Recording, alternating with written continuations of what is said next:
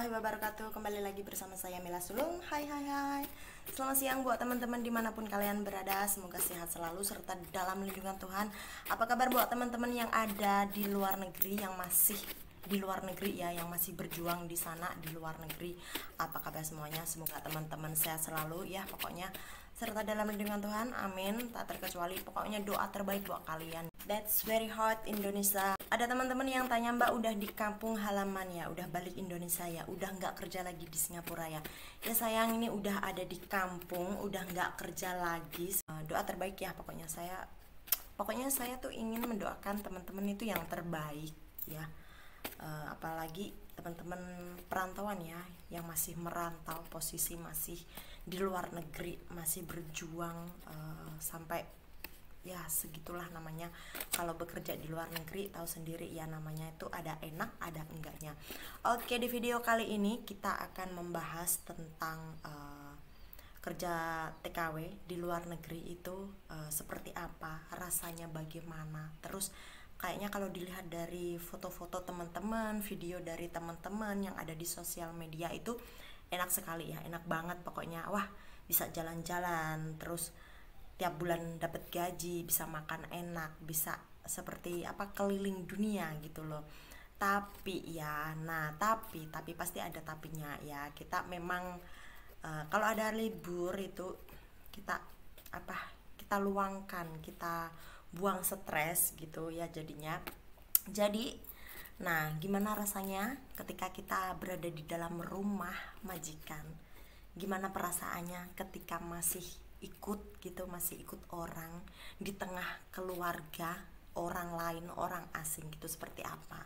Jadi saya di sini akan jelaskan ya, rasanya itu ikut orang asing di tengah-tengah keluarga orang asing itu rasanya seperti apa. Jadi tetap ikutin ini buat yang non khususnya, mungkin semoga bermanfaat video saya ini. Saya sharing-sharing, saya tidak menakut-nakutin di video ini ya. Intinya saya ingin berbagi pengalaman, saya sharing kepada kalian mungkin yang masih non, yang masih rasa takut-takut gitu ya, yang masih belum punya pengalaman atau ragu untuk ingin bekerja di luar negeri, cari informasi sana sini. Nah, jadi tetap stay tune. Gimana perasaannya sih ikut orang asing di luar negeri? Pokoknya banyak macam ya rasanya itu. Enak, nggak enak, pasti ada, pasti nano-nano rasanya, manis, asam, pedas ya, pasti ada. Oke, jadi gini, saya di video ini saya tidak ingin menakut-nakutin atau ya intinya saya hanya sekedar sharing kepada kalian. Mungkin ini untuk terutama yang non, yang masih belum punya pengalaman ikut orang asing ya, atau kerja di luar negeri itu rasanya seperti apa. Karena untuk menjadi seorang TKW, TKI di luar negeri itu enggak seindah foto profil atau seindah cerita ya dari teman-teman orang-orang gitu. Pasti banyak rasa gitu, ada senang, sedih, atau trauma ya, mungkin pasti ada yang trauma juga ya. Mungkin mereka yang mempunyai pengalaman buruk atau kurang beruntung ketika mereka bekerja di luar negeri. Mungkin untuk yang pertama, yang belum punya pengalaman bekerja ke luar negeri, persiapkan mental kalian terlebih dahulu ya. Intinya untuk kerja ke luar negeri itu pasti banyak prosesnya. Kita di kampung kita urus persyaratan ya. Ketika kita masuk ke PT gak banyak ya pengalamannya, prosedurnya, step by stepnya. Dan tahu sendiri ya, di PT ada enak ada nggak enaknya juga. Nah, itu step pertama ya di PT. Tapi pas ketika kita di luar negeri, kita udah masuk ke majikan itu, kita udah siap untuk berdiri sendiri, untuk hidup sendiri. Seakan-akan tuh kita hidup sendiri di situ ya. Jadi persiapkan mental ya, untuk terutama itu pokoknya penting banget.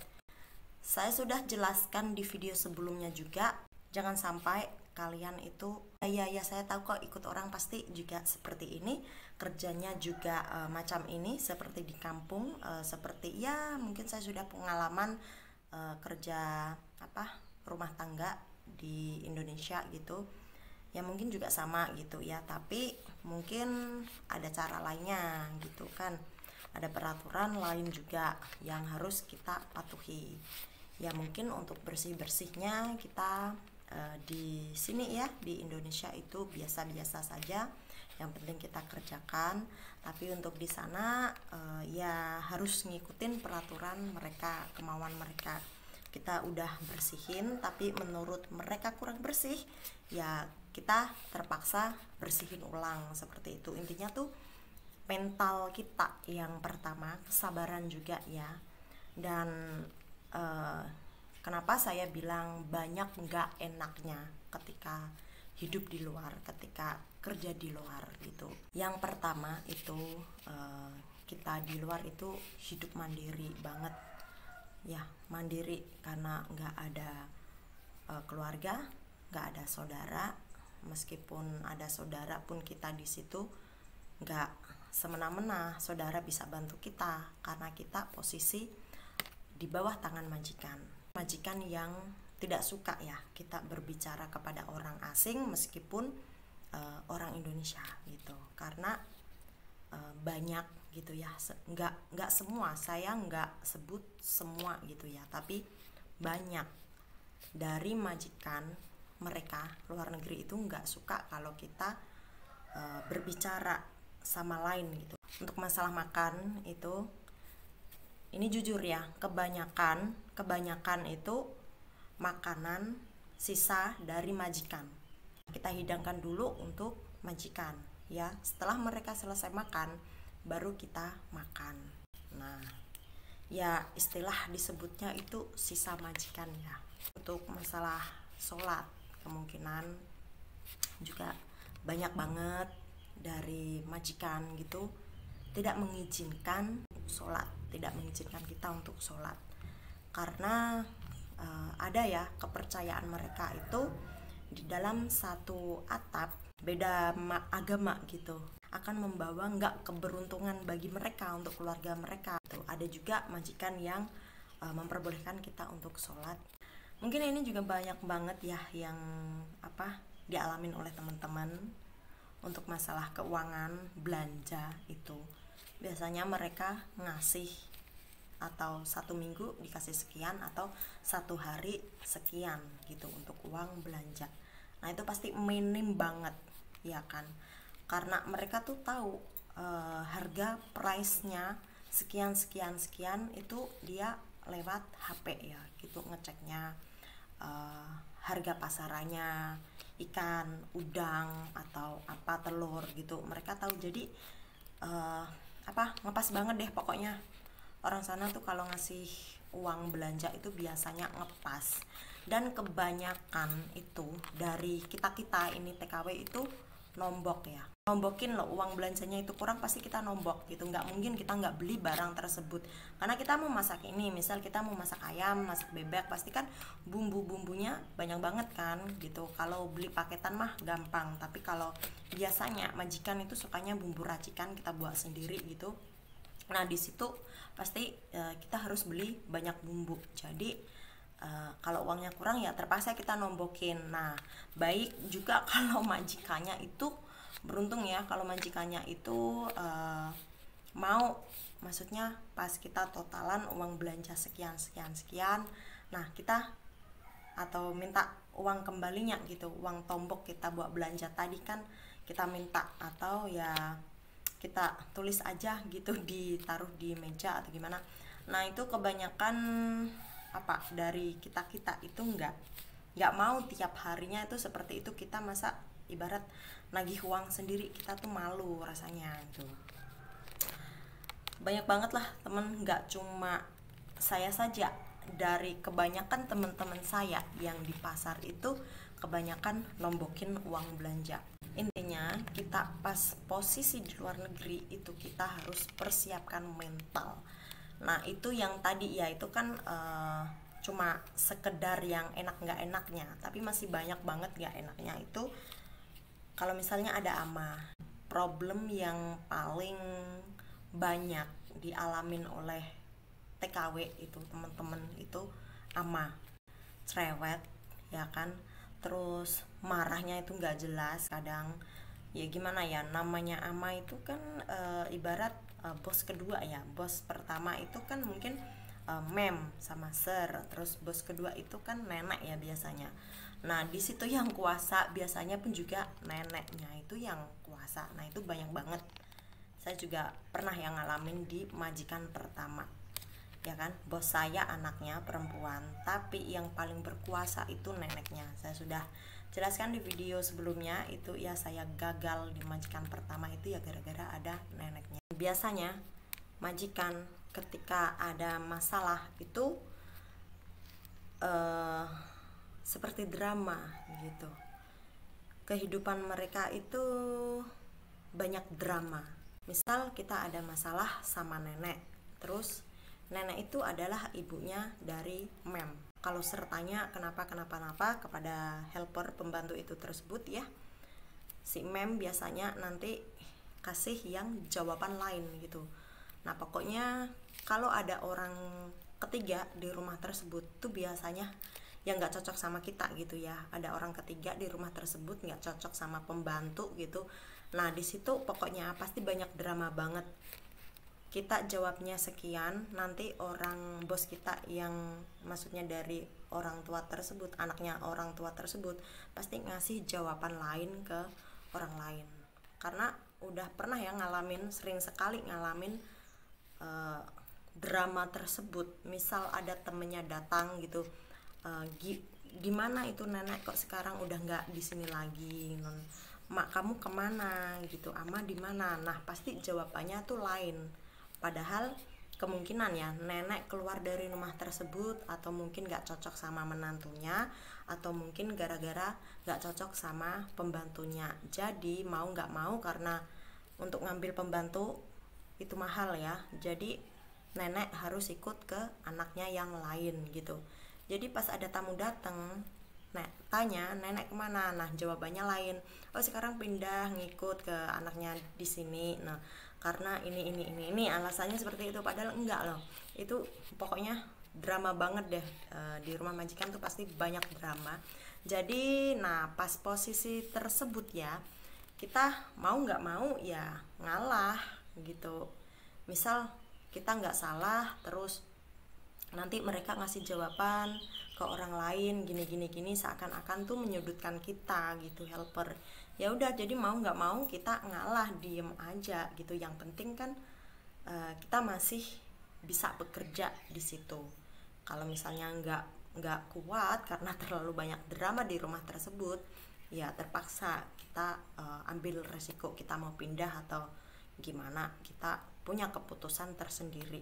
Tapi yang saya alamin pas ketika saya punya drama tersebut ya di rumah majikan, ya udah saya bertahan. Udah sampai prinsip saya tuh seperti ini: selama kamu nggak ngomong, saya tidak membutuhkan pembantu, saya masih tetap bertahan di situ gitu. Prinsip saya itu memang seperti itu. Tapi sebelumnya saya memang punya majikan itu yang luar biasa talkative, super selektif banget, and then perfeksionalis ya, pokoknya perfeksional banget itu bos saya. Cerewet ya, yang laki itu cerewet banget, tapi yang perempuan itu karena memang nggak pandai berbahasa Inggris, jadi dia diem ya. Jadi karena masih muda juga itu bos cewek saya itu, majikan berapa itu ya. Nah saya minta pindah. Di situ dia berbohong, bos saya itu yang laki itu berbohong kepada agensi ya, agensi saya. Dia berbohong saya ada di Malaysia, diajak jalan-jalan liburan gitu. Padahal posisi saya di situ ya, saya ada di Singapura. Nah kenapa ya, mungkin ini buat teman-teman juga ya, ini tips buat teman-teman. Kalau kalian punya HP, gunakan HP dengan baik. Mungkin kalau punya HP siluman gunakan juga dengan baik. Pokoknya ini penting banget.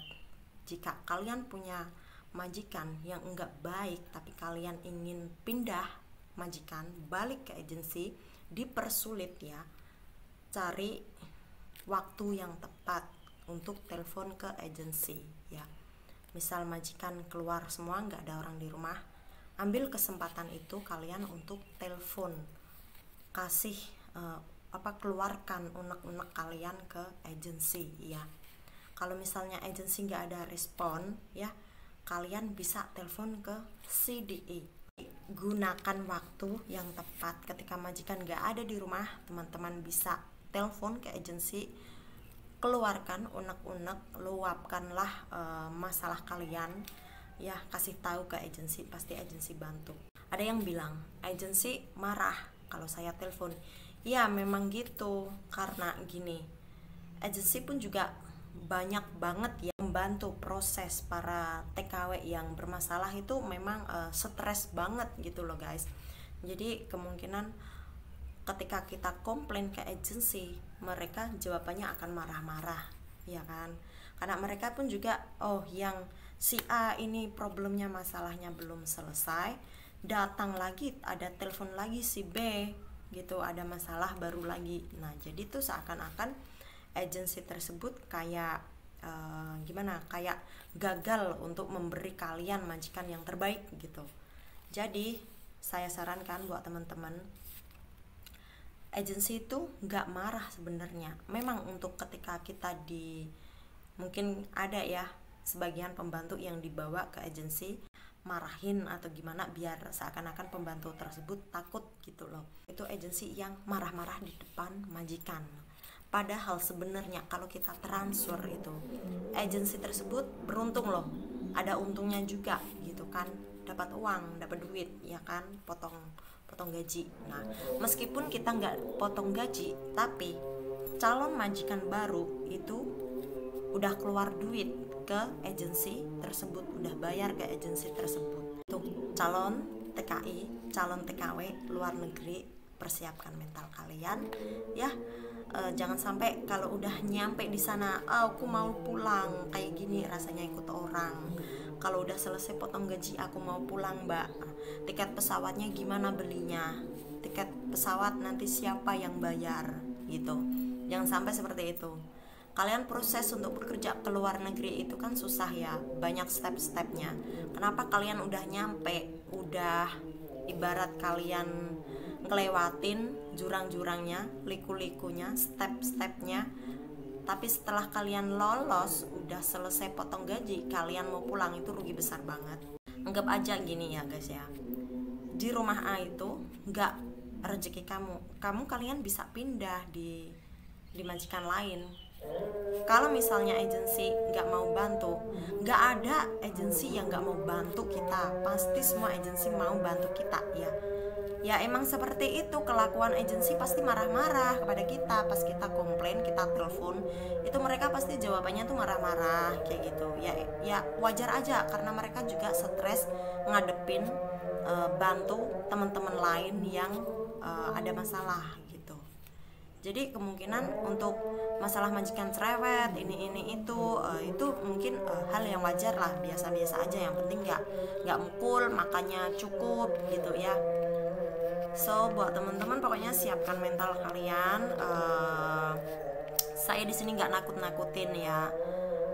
Intinya ya saya sharing kepada kalian, khususnya yang belum pernah bekerja di luar negeri, yang belum pernah pengalaman sama sekali di sana ya. Saya kasih tahu di sini di video ini, semoga bermanfaat buat teman-teman ya. Intinya untuk kerja di luar negeri itu nggak ada enaknya ya.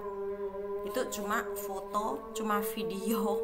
Beruntung, alhamdulillah banget kalau kalian dapat yang bisa nganggep kalian itu seperti keluarga.